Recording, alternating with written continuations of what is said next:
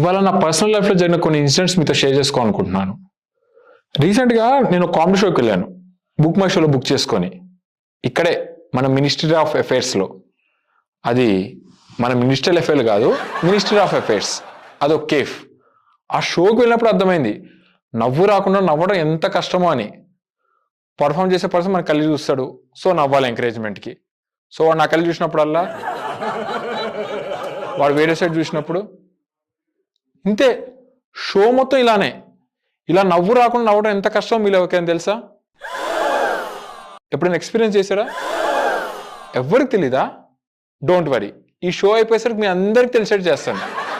స్టార్టింగ్లో thanks for coming అన్నాను కదా, మీరు వెళ్ళేటప్పుడు థ్యాంక్స్ ఫర్ లివింగ్ అస్ అని చెప్పి వెళ్తారు. షో అయిపోయింది, పర్ఫామ్ చేసిన పర్సన్ నా దగ్గరికి వచ్చాడు.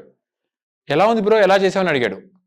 బాగుంది బ్రో, బాగా చేశారు, చేయకుండా ఉంటే ఇంకా బాగుండేది అన్నాను.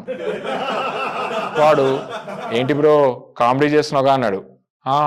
అవును బ్రో, మీరు కొంచెం చేసుంటే బాగుండేది. అడి కోపం వచ్చేసింది ఈసారి. ఏంటి బ్రో అలా అంటావు, అట్లీస్ట్ యూ ట్రైడ్ కదా అన్నాడు.